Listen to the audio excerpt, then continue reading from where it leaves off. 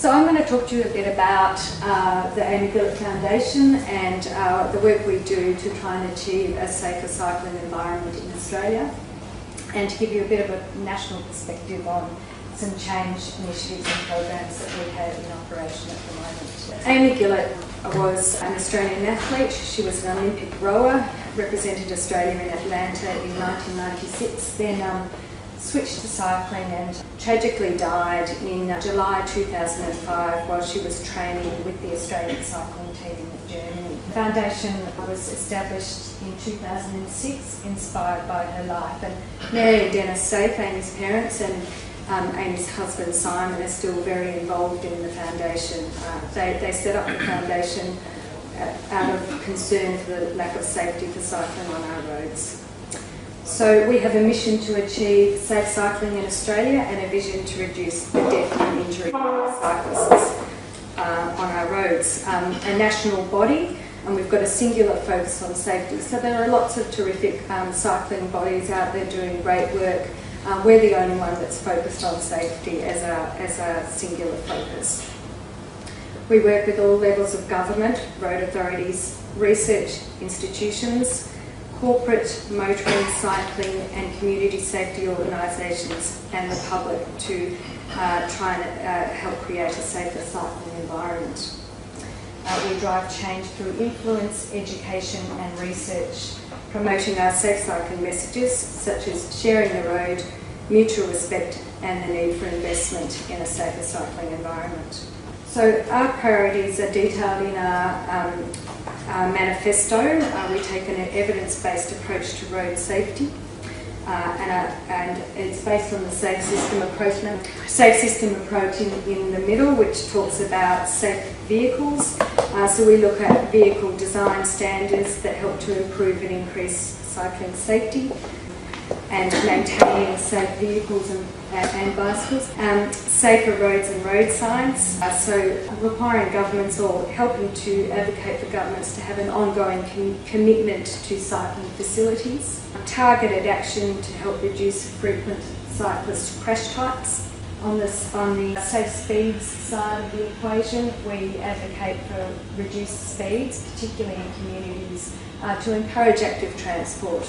And finally, safer people, allocation of a percentage of road safety communications budget to help create awareness and education about bike riders amongst drivers. We advocate for mandatory cycling content in the driver licence process. We run bicycle skills training and road safety, and including in the school environment. And relevantly, we help to review, improve and enforce rules for bike rider safety and support rider safety research, data collection and analysis. We undertake a range of programs and activities all targeted at improving cycling safety, ranging from education and awareness programs, skills training programs such as AusCycle, campaigns such as well-known Anita Matters campaign, our events which we run across Australia to help raise awareness of cycling and cycling safety. We have a cycling and a research scholarship that's awarded, and we have important partnerships, including the National Road Safety Partnership program. We're the only cycling organisation that's a member of that program. So our partnerships are actually very important and integral to our work. They help us to raise awareness and achieve demonstrable road safety outcomes. We partner across multiple sectors such as leading research institutions, Monash, Adelaide, Flinders, University of New South Wales and others, logistics and vehicle partners such as Toll, Volvo, Subaru and Europcar, government departments and bodies across Australia, including the TAC, VicRoads, Transport for New South Wales, among others. Sporting bodies and associations such as Cycling Australia, Triathlon Australia, and recreational bike organisations including Bike South Australia, West Cycle, Bike New South Wales and others. Here's just a slide to show the recognition that we've achieved for the programs that we've run. Our Cycle Safe Communities program is an online resource which professionalises messaging to help reduce production costs of safe cycling materials and maximise distribution. So that's a terrific resource for local councils and community organisations. That won the 2014 Most Innovative Road Safety Program Award, the Diamond Road Safety Award. Our Meter Matters program, which is our major campaign for safe passing distances for all cyclists. That won this year the Cycling Luminary Award for bike culture and behaviour change. And that's a picture of Mary Safe there, Amy's mum. She runs the Remembering Amy for a Reason program, which she delivers to school children around the country. She's been nominated, she's one of 4 finalists for Senior Australian of the Year award. Tonight, actually, that's been decided, so if she's successful, she then goes in the running for the Senior Australian of the Year award. So good luck to Mary for tonight. Today we're focusing on 2 of our major programs, Meter Matters and Driver Education. A bit about Meter Matters. I'm sure you're all familiar with it. Well, I hope you're all familiar with it. I hope it's had significant cut through across the country. But Meters Matters is all about keeping a safe distance when overtaking a cyclist. So Road Rule 144 is the important one here. We advocate for 1 metre in 60 km/h speed zones and below, and 1.5 metres for 60 km/h and above speed zones. It's all based on the simple premise to stop drivers hitting cyclists. It's an evidence-based policy of ours, taking a public policy approach to injury prevention, and it's also based on international precedents. There's minimum passing distance rules in place in over half of the states in America. It's called the 3 feet law there. And much of Europe, and in fact across Europe there are bigger distances in some areas as well, such as Spain. This slide just gives you a bit of an understanding of where we're at with our advocacy for Meter Matters. We launched the campaign in 2009, and as a consequence of our efforts we've spearheaded change across the country, as you can see on that map. The dark pink areas is where legislation is in place. So Queensland was the first state to trial the laws, and as of April this year they conducted a 2-year trial, and in April here they made those laws permanent. South Australia amended the laws with no trial in October 2015. In the ACT and New South Wales, they are both in the process of 2-year trials of the laws. ACT started in November 2015 and New South Wales commenced in March of this year. Tasmania has partial law change. They changed the law to allow motorists to cross over continuous centre lines where safe to do so to overtake a cyclist. They're also looking actively at taking the next step in that process to introduce the Meter Matters laws in Tasmania.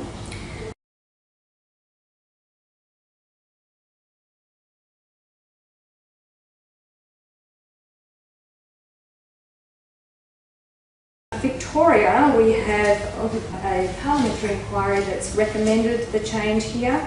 At the federal level, we have an interim report that was handed down before the last election, which recommended that the model road rules be amended to mandate a Meter Matters law. So we've had significant change. We're waiting on Victoria's response to the parliamentary inquiry, and we know that WA is actively considering it in light of independent evaluation of the Queensland laws. Our experience from Queensland shows that police, cyclists and drivers agree that the law has made it safer for cyclists, and that's a really important outcome of the Queensland evaluation that a lot of the other states and territories were waiting on before they commit to introduction of the laws. So out of that evaluation, 88% of drivers were observed to be giving cyclists more space, so leaving a metre in 60 kilometre zones and below, and 79% were observed to leave 1.5 in 60 kilometres and above zones. So that's a really significant outcome for the foundation. As I said, in Victoria, we've had a parliamentary inquiry into the Meter Matters laws here. The inquiry was conducted in the earlier months of this year, around March and April, and reported on the 15th of September.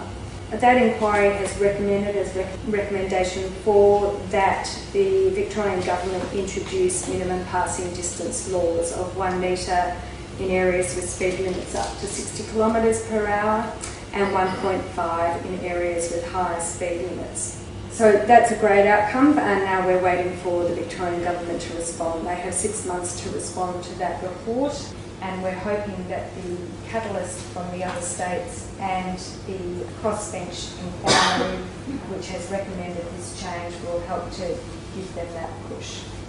We've just conducted community attitudes research here in Victoria. We engaged an independent researcher to do that for us, Gillett, and that research has just come back with 88% of Victorians, that's drivers and cyclists, supporting a metre matters laws in Victoria. The second element of today's talk is about driver education and what we're doing to focus on driver education. It's a key priority for us, both for new drivers and existing drivers. In the new driver space, we're collaborating with leading universities, including University of Adelaide, Monash University and Queensland University of Technology, in key research into how we can teach new drivers how to share the road with cyclists. Basically in Australia we don't do that well.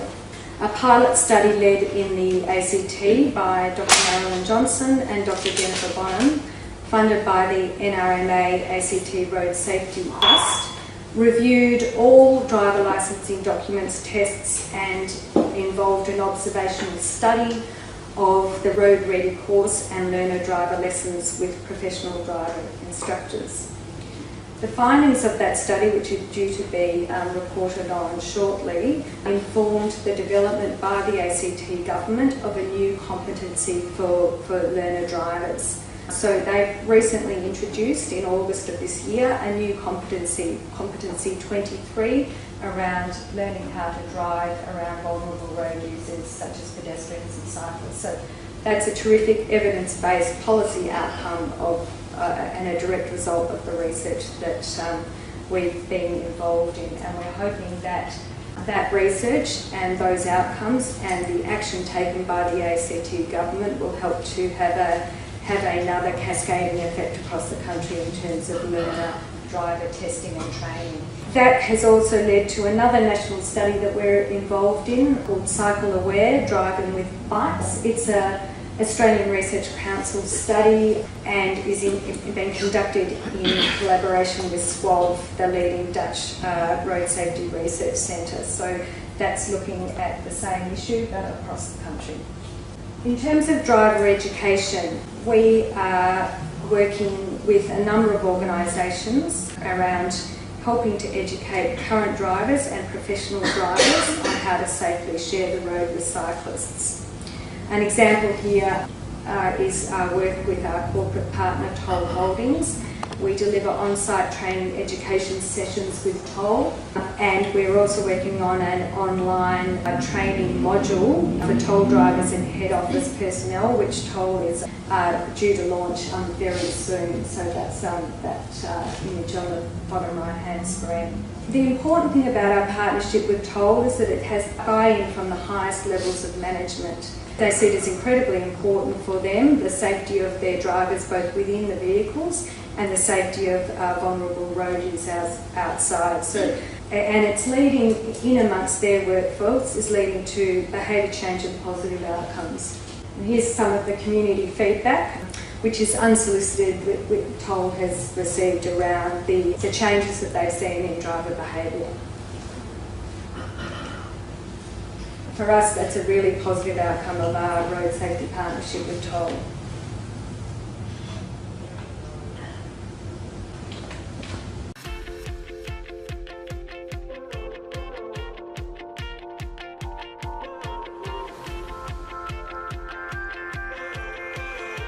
A little bit over 3 years ago, we decided to get ourselves in a partnership with the Amy Gillett Foundation, mainly promoting road safety messages. So for us, when the Amy Gillett opportunity came up, it was like a perfect match. We're delighted to be here with Toll today, announcing that Toll is partnering with the Amy Gillett Foundation for a further 3 years. Toll has been a terrific partner of the Foundation, helping us to send our cycling safety messages across Australia. So internally we've had toolbox meetings with our drivers. We're down at Ballarat today. We've had a toolbox session where the Amy Gillett Foundation come in and talk about road safety and cycling awareness. And that's all about raising awareness of cyclists, raising awareness of the messages of the need to share the road with all road users. So during the Amy Gillett Foundation, or the training we did and the safety course through that, is just giving the drivers the awareness of cyclists on the road.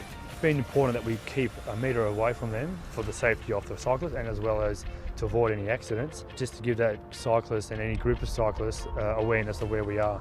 And we work with Toll and its people on driver and cycling education campaigns, and with its families and children as well, in helping to train the next generation of cyclists on how to share the road safely as well. Our first commitment was to get 2 trucks per capital city and then 2 trucks per regional location across Australia. When we're renewing this relationship, we'll continue to roll out the branding behind us and continue with the toolbox meetings. Toll safety is our #1 priority, and the safety messages align entirely with the Amy Gillett Foundation. We're really delighted with the partnership, and it is a partnership rather than a sponsorship, because we help the Amy Gillett Foundation and they help us internally with the messaging to our drivers. Having this extra safety awareness on the road is crucial.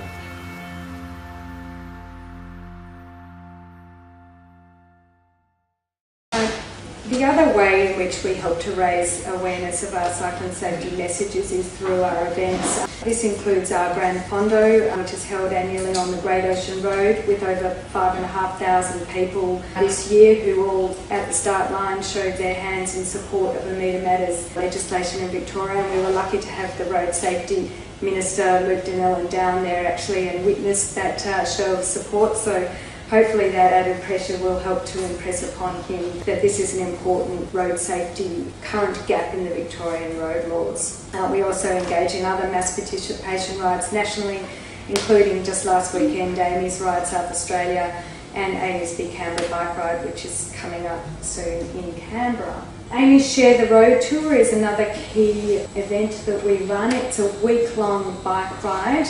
This year we're riding from Canberra to Melbourne, following the route of the inaugural Share the Road Tour. And the route was chosen this year to peddle home the message to the Victorian Government that it's time to implement the Meter Matters laws in Victoria. Last year we rode from Sydney down to Canberra, and that ride ended up being one of the catalysts, one of the impetuses for the New South Wales Government to take up that new law and to help also celebrate the outcomes that we had achieved in the ACT. We had the ACT Safety Minister at the time, Shane Rattenbury, riding over the last day with us into Canberra.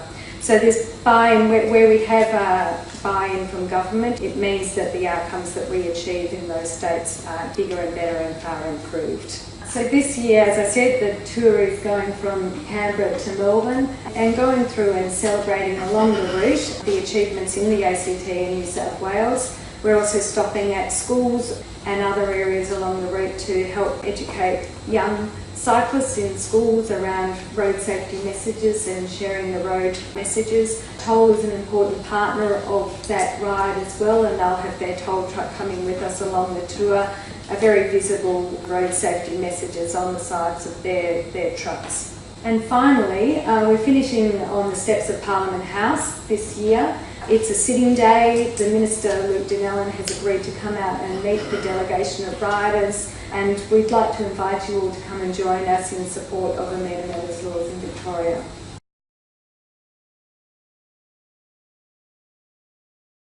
Thank you for that question. So the ACT study that I spoke about earlier has actually resulted in that as a formal requirement now in the ACT. So the competency is part of their formal training obligations. They also have included 20 new questions in their learner testing process that requires 100% accuracy in results for those 20 questions around vulnerable road users. So cyclists and pedestrians, yeah.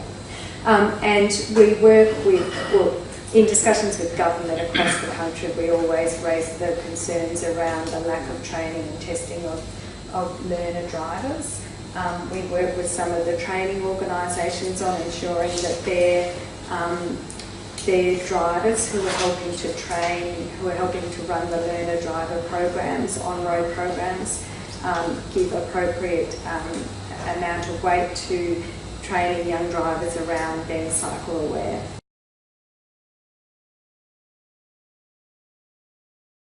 What we're working on now is the next stage of that process through the ARC linkage grant that I talked about, which is now a national study, taking the ACT results and working on further research from a national perspective to help drive that change and take the outcomes from ACT to other governments around the country.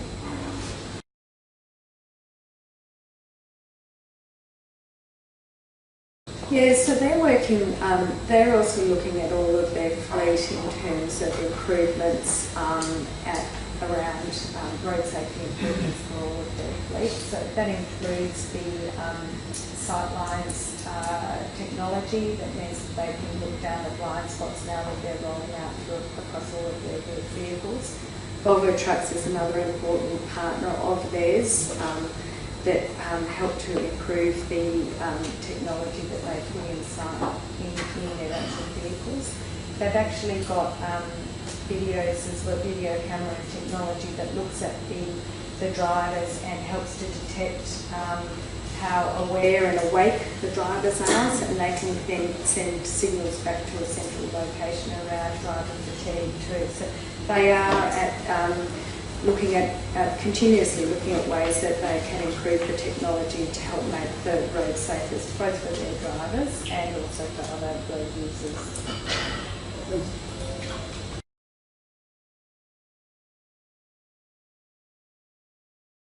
Yeah, and also complacency plays a role. Once a law's been in for a while, there needs to be continuous, awareness and education.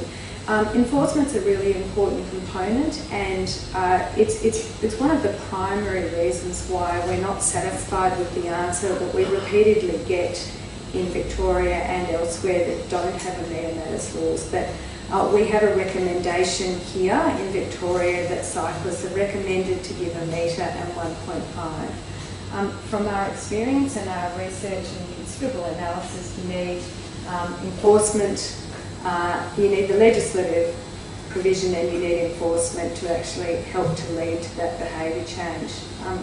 It's really important that we continue to have good relationships with governments and with police forces around the country. So, for example, we're on an advisory council in New South Wales that works directly with the New South Wales road policing section around enforcement of the trial legislation up there.